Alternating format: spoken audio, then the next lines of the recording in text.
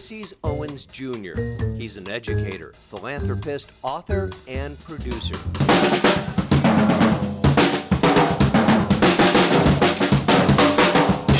He's also a two-time Grammy Award-winning drummer. With so many accolades, you might be surprised to know that learning didn't come easy for young Ulysses. And his grammar school teachers knew right away that something wasn't quite right. I had a teacher, she's really amazing, Mrs. Cole, and she would be teaching, and you know me, man, while she's teaching, I'd be just beating on the desk, just going, and she's like, Ulysses, can you please stop? And I'm like, okay. And then I go back, and then if I wasn't beating on the desk, I'm a chronic daydreamer. And so she'd always say, what's the issue here? And so, of course, I went and talked to my parents, and we understood that, I had ADHD, and even my father doesn't admit to it, but I think I got it from him because we both can't sit still, too long. Ulysses says what really helped was that his parents and teachers didn't describe his learning disability as a challenge or something bad. Instead, they simply said, they were just saying, hey, here's something that you're going to have to overcome, or here's something you're going to have to learn how to manage. And so what my parents did, they said, okay, we'll make deals with you. If you can sit still, or if you can do this, then we'll let you play the drums. Or if you can do that, then we'll let you do this, So that was kind of the first sort of issue I had. And even now, as an adult, and having been, fortunately successful, I still have ADHD. Like the thing that I have now is I have to always be busy, have to always be moving. So that was kind of the first challenge. And then I would say the second major challenge was really like some cognitive issues that I started having, particularly around the subjects of like math.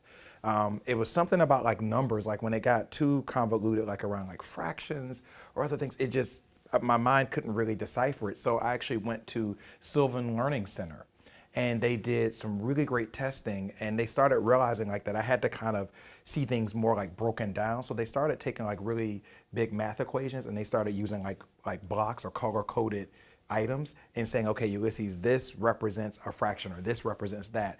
And so I started understanding how my mind works, and I'm very visual. So if I could see it in like a logical way, and like then it would make sense, and I could kind of navigate like all the difficult stuff. And navigate he did. Ulysses not only graduated from high school, but he also received a full scholarship to Juilliard School in New York. So when I found out that I got in, it was history on many levels. I was the first instrumental student at my high school, Douglas Anderson, to get in.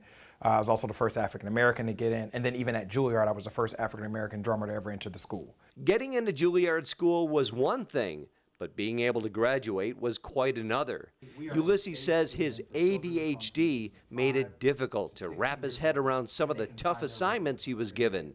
My professor and advisor, she said, Ulysses, I think you should go get some testing.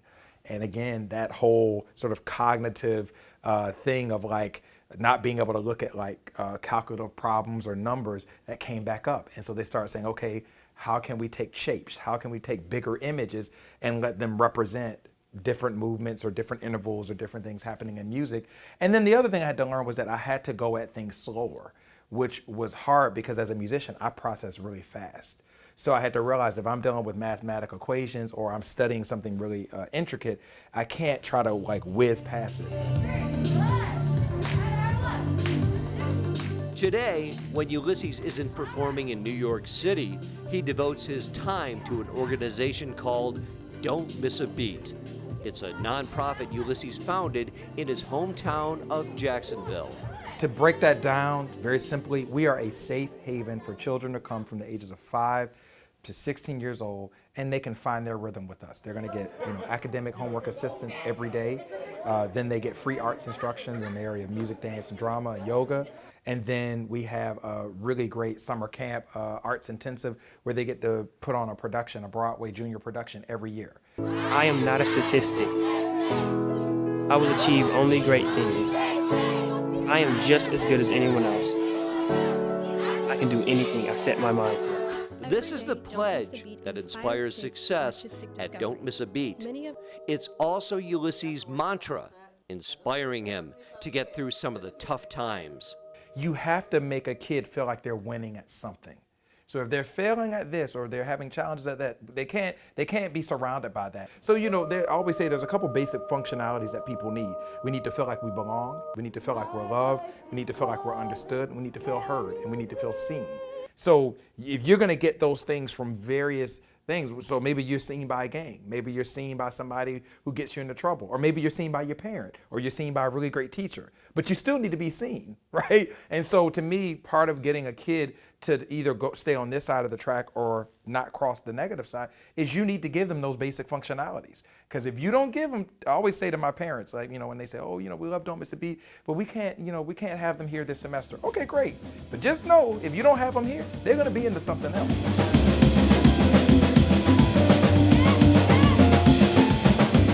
For Ulysses, he doesn't miss a beat. He turned a challenge into his life's dream, and he's passing down wisdom to help future generations reach their potential. Reporting for A World of Difference, I'm Dave DeJohn.